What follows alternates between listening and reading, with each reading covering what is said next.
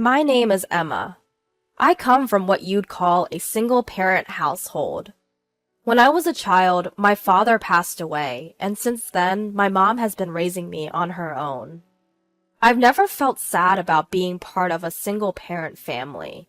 Although I couldn't spend much time with my hard-working mom, I genuinely admired her as a woman, as she labored tirelessly to maintain the architectural design firm she and my father had started. I aspire to be a woman like my mom, a go-getter in the professional world. However, one day, a terrible event occurred that trampled on my admiration. My boyfriend David is 3 years older than me, whom I met at a social gathering during college. His family is quite wealthy, and he himself managed to land a job at a bank through his connections. He's been working as an elite banker. Especially since we started dating, he's been very generous, showering me with gifts and taking me to fancy restaurants. He can be a bit indecisive at times, but he's kind and a wonderful guy. Recently, David and I talked about our marriage. I just graduated college this spring and started working, so getting married to David right away seems difficult. Plus, I still want some time for myself. But we both agreed that it would be nice to become a family together in the not-so-distant future. So today, I'm meeting David's parents, who will be my future family. In order to report our intentions to marry and to say hello, I'm visiting his parents' home for the first time. To make a good impression on his affluent middle-aged parents, I put a lot of effort into my outfit, hairstyle, and makeup to look charming, yet natural. I hope to be recognized by his parents as a woman suitable for David. With these thoughts in mind, I head towards the front door to leave the house. Mom, I'm heading out. I'm going to visit David's house today. Oh, right. Make sure to be polite. My mom, who's working from home today, looks up from computer and said, I know. See you later. I leave the house, feeling excited. After taking a train and a bus, I arrive at David's house in the neighboring town. It's a huge house, just like out of a fairy tale. I had David confirm his parents' favorite cake shop beforehand, and I bought a cake there. I ring the doorbell of his house. Ah, Emma, we've been expecting you. Welcome. David greets me with a gentle smile, and I step into his house. When I'm shown into the living room, I realize even more how spacious and grand the house is. Not just the size of the house, but also the interior decor is so elegant and upscale that I can't help but feel the financial power of David's father, an executive at a major bank. Nice to meet you. My name is Emma. I am slightly intimidated by the difference in the grandeur between this house and mine. But still, I smile and bow my head to greet them. Welcome, Emma. We're pleased to meet you. Please, have a seat. I'll prepare some tea, so please, wait a moment. Emma, I'm David's father. Welcome to our home. Please, make yourself comfortable. David's parents are kind people, just like I imagined. They seem to be the perfect family in a fairy tale world. We started our conversation over a lovely aromatic tea, accompanied by the cake I had brought. His mother was a great talker, and his father was a good listener, and David, who occasionally interjected, while nodding along to my stories. I thought this harmonious time would last forever. But the moment the topic of my family came up, the atmosphere changed drastically. So, you lost your father at the age of 5, and then your mother raised you alone, Emma? She must be a wonderful woman. I respect her as a fellow mother. The fact that you've become such a wonderful woman is a testament to your mother's upbringing. We need to learn from her as parents. Yes, my mother is indeed my role model, I replied. They were praising both my mother and me, and I thought we could have a good relationship with his family. But just when I thought so, David's mother changed the tone. However, she started, coming from a single-parent household and being self-employed, I'm afraid it's not quite suitable for you to become David's wife. With these words, David's father silently nodded in agreement. Oh, well, I was shocked. They had just praised me, and now they were using the word unsuitable. I didn't know what to say, and instinctively turned to David. Mom, Dad, not this again. What does it matter, her family situation? It's a minor fact. David defended me, but his parents softly denied whatever he said. No matter the reason, we can't trust a family with only one parent. We'd be troubled if we were to ask to lend money because of financial difficulties. David's father started making a disgusted face, imagining an unfounded scenario where we would ask him for money.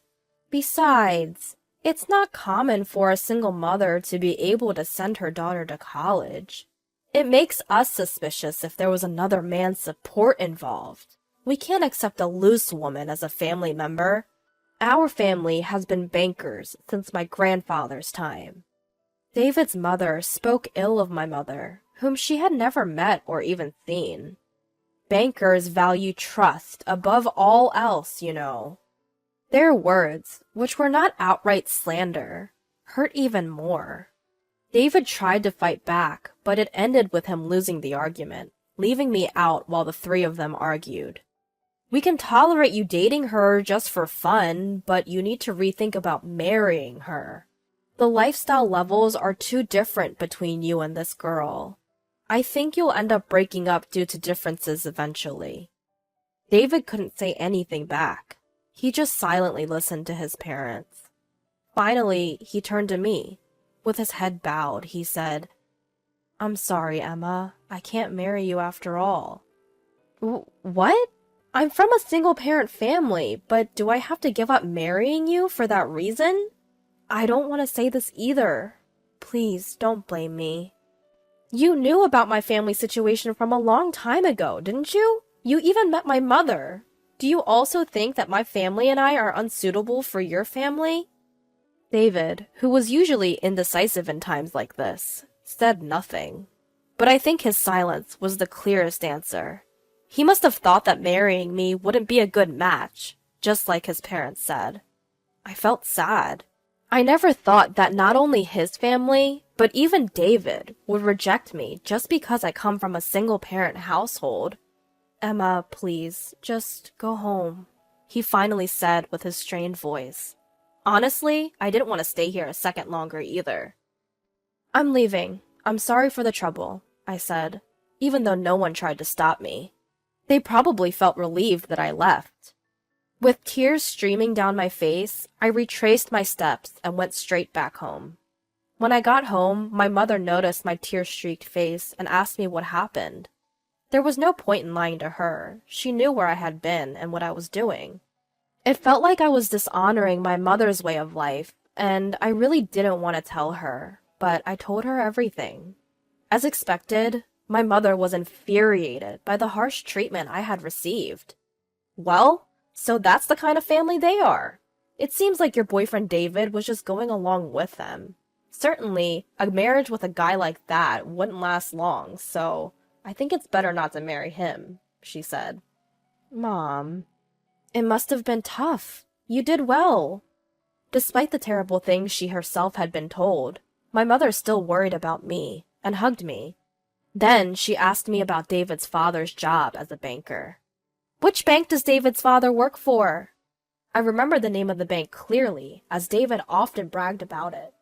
When I told her, she seemed to understand something.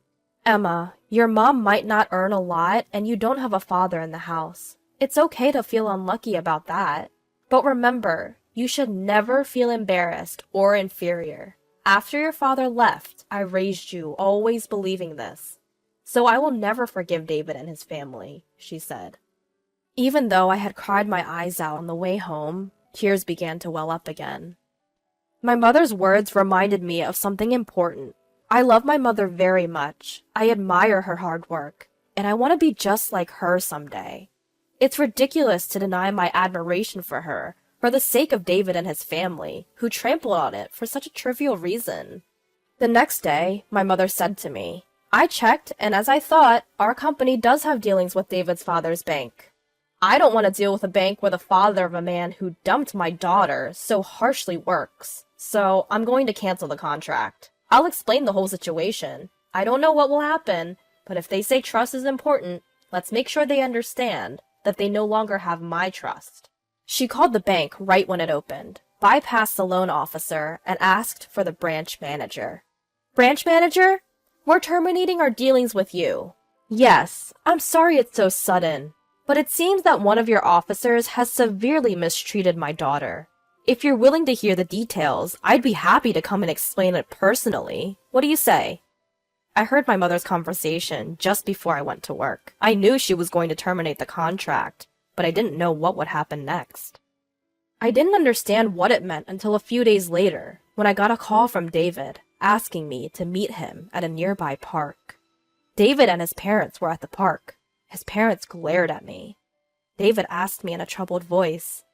My dad suddenly got fired, and when I asked why, they said it was because of my girlfriend. What on earth have you done, Emma? In those words, I understood everything.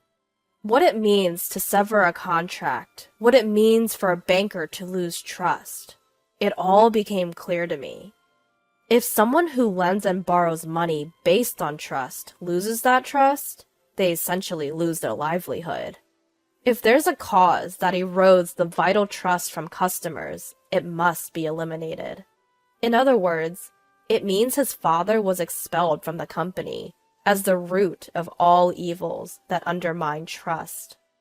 What I discovered later was that David and his father, just like they did with me, looked down on customers as they were poor, causing all sorts of trouble. It seemed it was only a matter of time before they would be let go. The final straw was just a call from my mother. This wasn't something I accomplished through my own strength. I don't possess such power, but it was something my family did for me. I should tell him this, proudly and confidently. You insulted my mother, so she retaliated with her power. What? There's no way a company run by the parents of a poor girl like you could have enough influence to get me fired just by filing a complaint. Indeed, the company run in my parents' name isn't that large. But my mother's influence isn't limited to just one design office she runs. Even if she isn't directly involved in management, she's in a position to influence companies. Now, I can fully understand the meaning of all the transactions my mother had with the bank at the time. I'm sure it's something like this. My mom's company itself indeed isn't large. However, my mom is also registered as a non-executive director in several companies my grandfather runs. So, what it means to have enough influence over you guys is that all contracts with my grandfather's companies were also terminated. I listed a few of the companies my grandfather manages. The color drained from his father's face quickly. That's ridiculous. There's nothing strange about it. After all, he's my grandfather, right? Why would he want to deal with a bank that disrespected his granddaughter and daughter? It seemed they finally understood why they were fired. Suddenly, their attitude completely changed. They fell to their knees on the spot, pressing their foreheads to the ground and sobbing. But even with such a spectacle in front of me, I could only think of them as pitiful. David clung to me, begging, Emma, I'm sorry for all the things. I was truly serious about wanting to marry you. I just thought I wanted you to go home for a while because my parents were being difficult. Lining up such lame excuses, it was as if he was trying to save himself, at least. But I've given up on him too. I shrugged off his feeble arm and told him, My mom is amazing, isn't she? She's my role model. I don't want anything to do with you anymore. Someone who would disrespect her. I really hate you now. I'm going home because my mom worries. Goodbye, and please never contact me again. Devoid of the strength chasing after me, he could only silently watch me leave, kneeling in the same pose as his parents. After that, his family, unemployed all of a sudden, seemed unable to change their standard of living all at once. They started selling off their cars and luxury goods, one after another, and in the end, they even had to let go of their house.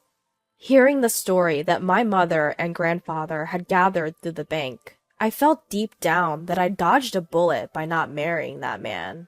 He will likely continue to live burdened with his half-baked pride and continue to struggle financially. I found myself wishing he would learn to live within his means, and my mother and I shared a laugh over this. As for me, I just start to live in the working society. There is more things that I can't do than can. But I've learned a lot from this experience. Of course, I want to sharpen my judgment when it comes to choosing partner, but I also want to become stronger myself. Even so, my goal remains unchanged. I want to be a cool working woman like my mother. To protect and support my family like my mom, I want to work hard every day to become a strong woman.